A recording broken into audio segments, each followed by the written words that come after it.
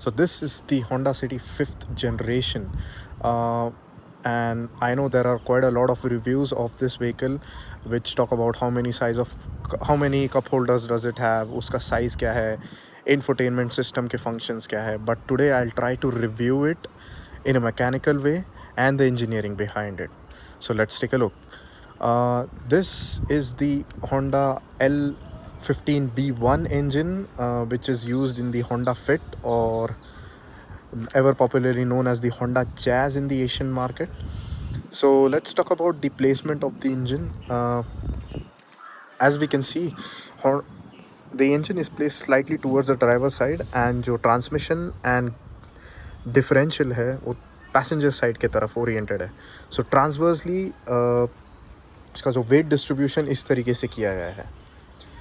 Let's talk about the materials used here. The entire intake system is made out of plastic, and the head cover is also made out of plastic. Now Honda says कि इसका जो पूरा block है it is made out of aluminum, so you don't need to change the coolant for 100,000 kilometers or 1 lakh kilometers. So in order to save weight, unlike using aluminum on the head cover, they have used plastics. Now what I think कि over a period of time, due to aluminum and plastic dissimilar materials hai, plastic will start to harden up and start to have some leakages over the in the head joint over here. So something to keep an eye on. Let's talk about the intake system on this engine. So the cold air would make its way through here into this hose pipe. So ये rubber pipe पे ये splines इसलिए दिए हैं to dampen some noise and also give it some flexibility and rigidity. But over time, I believe on the base of the splines, it will start to develop some cracks. So something to keep an eye on. Now after this, the air would travel into this pipe over here into a resonator box, which is located under this battery. The resonator box is there to help dampen out some intake noise, and then it would travel into this air box over here. Now this air box can be undone by hand. You don't need any tools over here to unscrew and take out the air filter. You just need to undo these tabs by hand, and that's a nice function that Honda has decided to have on its intake system.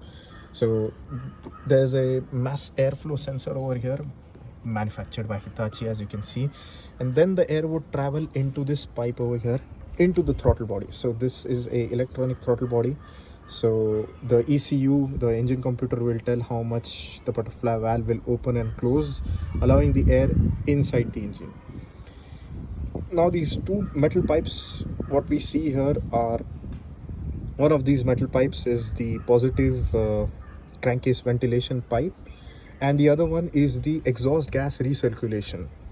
You can see here in black color there's an so there's an Egr valve located over here, which so this is the Egr valve. So that will allow part of some exhaust gases back into the intake system to burn again in the combustion chamber. Now the point of this is to meet the emission norms, the Euro 6 norms, but because this is the exhaust gas put again into the intake system, it will have some carbon and some all the sludge deposits will be there on this butterfly valve, because obviously it is upstream of the butterfly valve, and over time, and some maintenance would be required. So this throttle body needs to come off and has to be cleaned because of all the carbon deposits done by the exhaust gases and the crankcase gases onto this throttle body. Then the air would make through this hose into this center pipe over here and into the intake plenum. So the intake plenum, by the size of it, looks like it's 0.6, 0.7 times the engine cubic capacity, and then it gets split into two parts and going into these four intake runners. And now, judging by the size of this intake runners and the length, it's quite big and long. That's what she said. So that would derive the engine's throttle response characteristics. Now I noticed that this engine is not very sharp in throttle responses, but Honda ने इस तरीके से design intake करके यहाँ पे attach किया है. सो coming to the fueling of the system, this engine does not have a direct injection, but it has port injection. So anyway, the exhaust gases which are fed into the intake system, hopefully they won't accumulate on the intake valves, choking them and making carbon deposits on them, because that will be washed up by the injectors which spray fuel in the intake ports. Now let's talk about the cooling system on this vehicle. It's a pretty simple setup. So what we've got here is the thermostat and the water pump over here, which is driven by this shiny black color pulley. So this would be the cold side of the coolant system, and this would be the hot side of the coolant system. So all the hot water would come out of the engine block, which through this hose pipe into the radiator will cool down and go down, and then into the thermostat. So the thermostat will be responsible whether the coolant would circulate in the engine itself or through the cooling system. So one thing which I like about here is Honda ने यहाँ पे coolant overflow tank radiator mounting के साथ integrate किया है, instead of like other vehicles locating it over here and then routing the overflow pipe all the way to the radiator, which helps keep the center of gravity low, especially of moving fluids. So that's one good point. The radiator mounting, I feel it's pretty decent as well. Unlike some plastic mounts which we see on other vehicles, they have given the top mounts from stamped metal sheet. So that's a good point. For collision impacts and light damage, these won't break off and come loose. Let's talk about the braking system on this vehicle. It is a tandem master cylinder setup along with a brake booster. Now if we see this black hose over here attached to the brake booster, and if we follow it, it is routed all the way to the intake system. So brake booster vacuum intake system se le raha hai. So it's a pretty simple setup, instead of a vacuum pump which is driven by the camshafts over here, which adds more complexity. And then what we have is this another brake hose routing all the way to one more master cylinder, which is the clutch master cylinder, which operates the clutch. I think here's the slave cylinder for clutch, manufactured by Nissin. So these two brake lines I don't know the size of the the tandem master cylinder, but these two brake lines would route all the way to this this ABS brake distribution unit, and there's a computer attached on the side of it, which would be responsible for any traction control, ABS, EBD functions. So let's take a look at the accessory belt drive on this engine.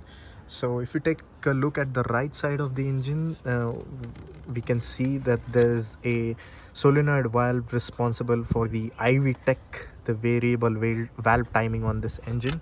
So this is driven by the oil pressure. Now interestingly, Honda puts its variable valve timing on the intake side. You don't get variable valve timing on the exhaust as well, only on the intake side, which is responsible for different lift profiles on the intake system. So smaller lift on lower RPMs, and then it will have larger lift on the higher RPM, giving more air and fuel mixture into the combustion chamber. So this solenoid valve is responsible to change the lift on the intake system. Now if you speak about the accessory belt, as I told you earlier, the shiny black pulley is responsible for driving the water pump. Now the alternator is located on the top of the engine, which is quite accessible if required for any service or repairs and changes. There's the tensioner belt where I'm pointing out, and down below is the AC compressor, which is driven again by this serpentine belt. So So the AC compressor can be accessible from down below, and these are the two pipes directed on towards the AC compressor. If we talk about the oil filter on this engine, this has the classic oil filter and not the cartridge one, which is not very good and creates a huge mess while replacing it. Now if we take a look at the engine computer or the ECU, it's located quite rearwards into this engine bay, which is a nice thing, because if there is any damage or a light collision from the front or from the side, you would damage this ECU, and that will be quite an expensive repair. So I like the placement how Honda has done it over here, placing it quite rearwards. And if we also take a closer look to the windshield washer fluid tank, it is shaped in a very nice way. I believe this is due to the fact that Honda also produces the EV version of this, the hybrid version of this vehicle. So some components of it will take room over here. But the fact that they have located this reservoir down below, again moving fluids, keeping the center of gravity low, which is a good thing. In terms of noise damping foams, they have given a small patch of foam on this bonnet and on the firewall, but that doesn't help this engine transmitting all its engine noise into the cabin. As coming over to the front suspension of this vehicle, it's a pretty simple setup. McPherson strut use किया है, which is ideal for low speed city applications. इसके जो kinematics है, it's not ideal for performance use. In terms of material usage, in order to save costs, Honda ने यहाँ पे stamped steel lower control arm दिया है and cast iron knuckle दिया है. In terms of adjustment, I like the fact कि they have given the steering rack है, and इसका जो outer tie rod है and the inner tie rod है वो correct length का दिया है. So this nut is accessible in order to adjust the toe in and toe out of the front wheels. So there's no camber adjustment, obviously, because you have not got a bolt which can do that. So now if we speak about brakes, cast iron rotor है, and यहाँ पे single piston floating caliper मिलता है, not a dual piston. So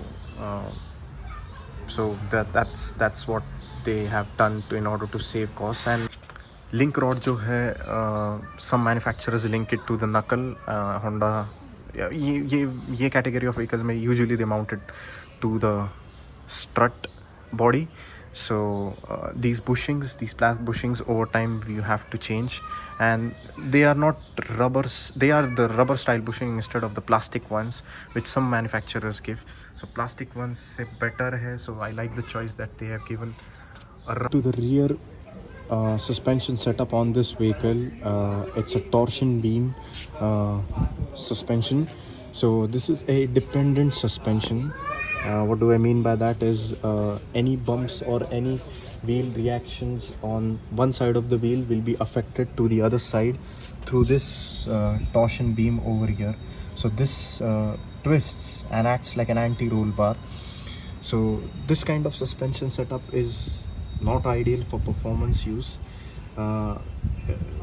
unlike the independent suspension setup, so where the each wheel would independently react to bumps. But what do I do like here is Honda ने यहाँ पे एक linear spring setup दिया है, which I forgot to mention about the front suspension also. So in both front and rear end, they have given a linear spring. What do I mean by linear spring is these spaces in each coil are evenly spaced out. So unlike some other manufacturers which provide dual rate springs which have closed spaces in the beginning and then wide spaces in the middle, which reacts softer in the starting of the suspension stroke, and then it becomes harder and harder. So a linear spring setup is much more preferred. It is predictable and gives better ride handling characteristic. Now what I don't like is this rear brake drum. The handbrake is mechanically actuated, which is a good thing, unlike the electronic parking brakes. So So so these are the cables which activate the brake shoes inside this drum.